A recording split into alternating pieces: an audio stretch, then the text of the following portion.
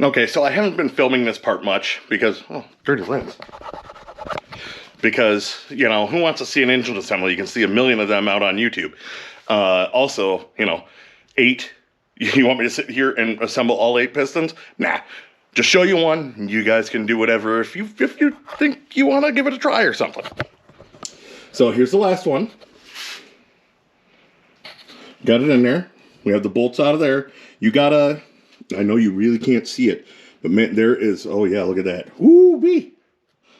There is a little separation right there. You have to take a little teeny tiny screwdriver and be very careful.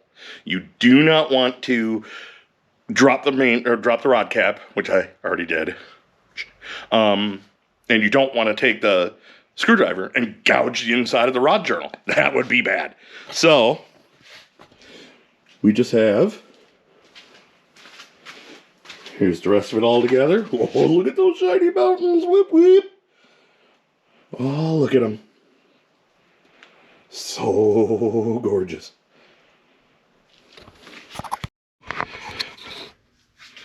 Okay, so we are going to show you the last little one. Like I said, you don't want to, I don't want to sit here and just bore you with installing the same thing 8 times. So we'll just set up our little tripod. You know, maybe we'll put on some music. YouTube has all that, you know, royalty-free music and stuff.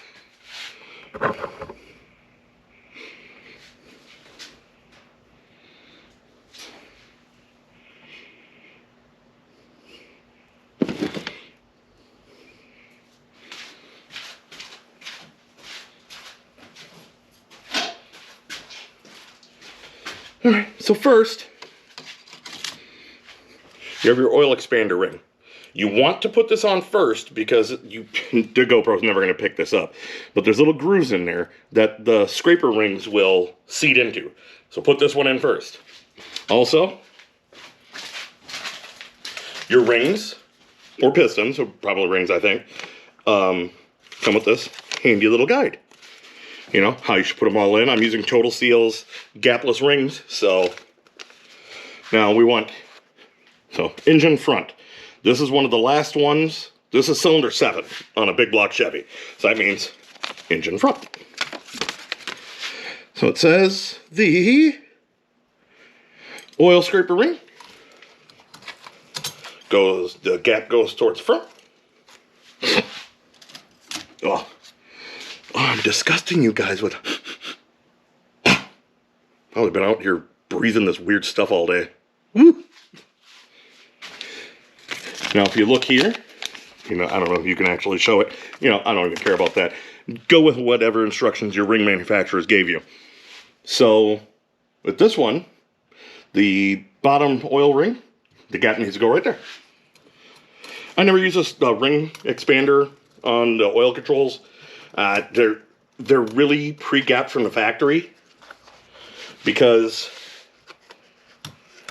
they are, I guess. I don't know. Someone else answer that.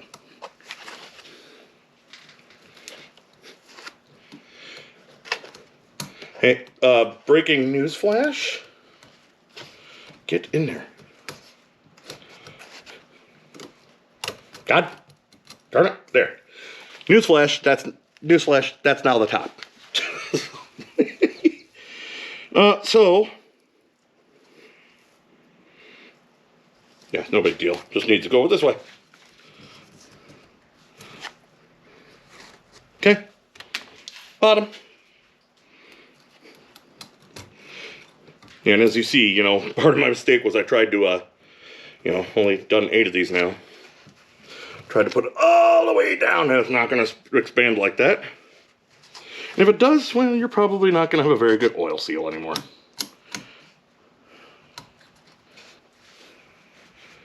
Okay, now that we got the oil ring set in, so now we already did a calculation for this. Because it's a boosted engine, you want the ring gap set, you want a bigger ring end gap, and we already set it, so our mid is 0.029. And our top, well, the second compression ring basically, is 0.34. So this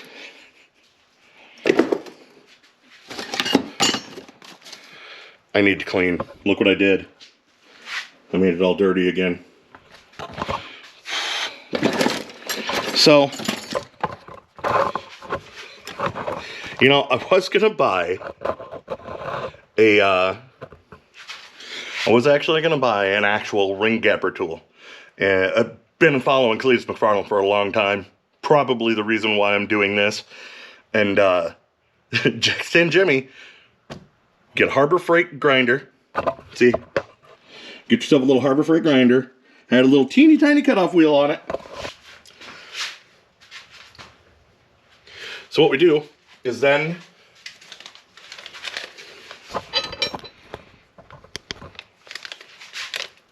again, look, your little sheet. It says on the engine facing forward, this is the second compression ring. So we want it facing down. You put it in the here.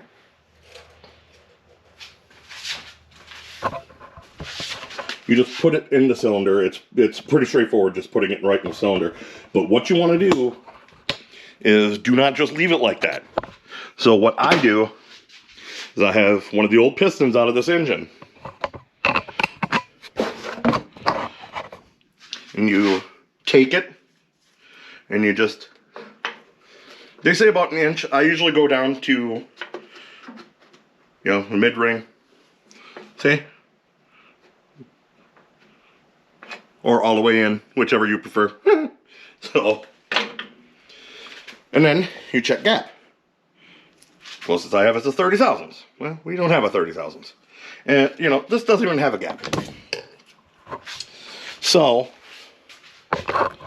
what we do is we always put on our safety glasses. Yeah, because I'm going to lose my eyes for this. Turn on your little Harbor Freight ring command or ring gap filer 9000. Bought it straight from Jackson and Jimmy. Paid him $9,000 for it.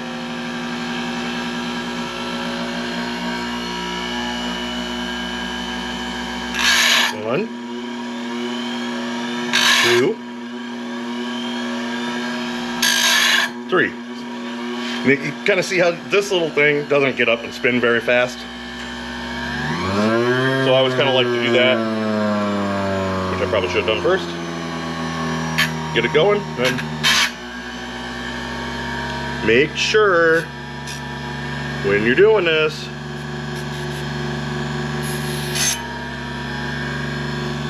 you deburr the edges of the ring, or you will not be having a good time.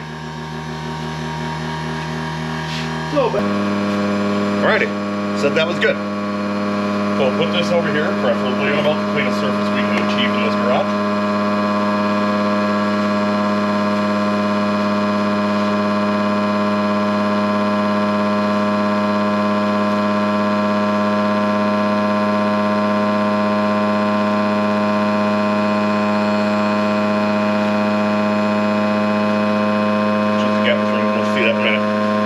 So we already know it's going to be out. But why? Because I've done 7 other ones. So we're going to take this one. This is our total steel top ring. 1,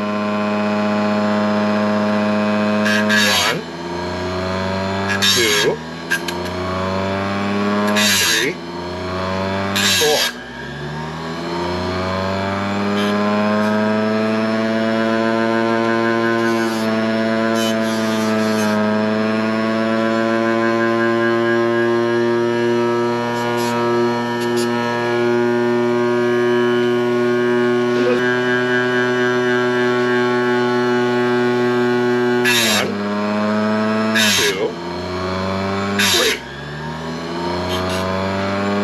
Bit so it don't scratch up our cylinder wall.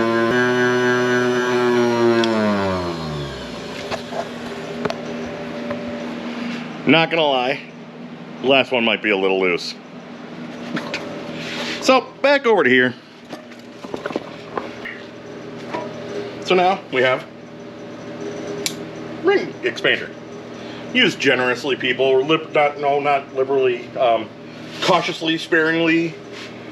You know, you're not looking to turn this thing into a helicoil or a spring or something like that. All right, and then we come over here.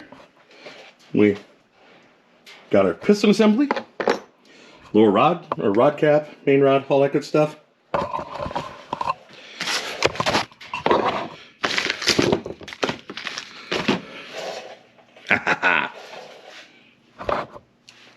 So, what we're gonna do, as per usual, we'll come over here like a manatee on a shop stool.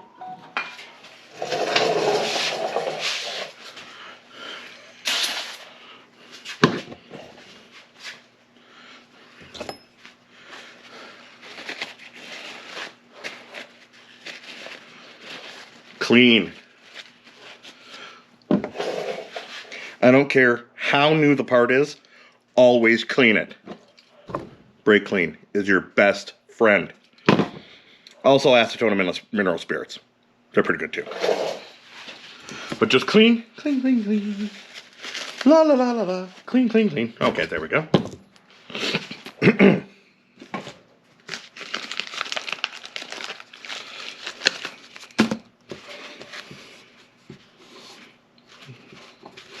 Wipe that off there. I just like to make sure that everything's off of. You know, clean up the rod bearings too. Probably want to watch using the harsh chemicals on rod bearings. I don't know. It's probably fine. They go on a motor and get the absolute junk beat out of them. Use a little brake cleaner is going to hurt them. I don't know. You guys probably think I suck because, you know, I'm talking to you guys and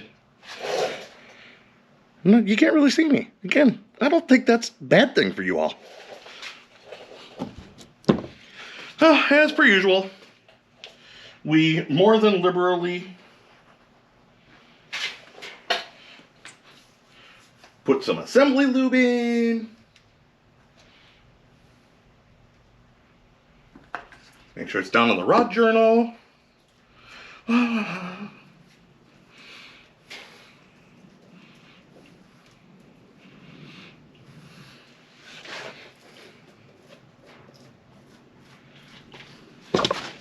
Wipe all the rod stuff off, or assembly lube. Now, and I'm telling you right now, I can see this is not straight, so I'm going to be redoing this 50 times. Put it in there. Oh my God, be careful. When I say be careful, be careful. Even I shouldn't have just done what I did, but. So this is a plastic hammer. Bingo! It's in. Yeah, none of that was edited at all. Might have given me a little crap. That's okay.